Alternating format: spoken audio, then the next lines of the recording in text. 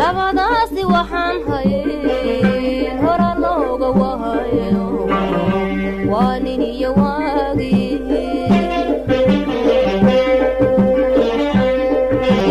aniguna wisisiga waxaa waydan lahayaa igu wacan waxyeelada wiish bayla sara kacay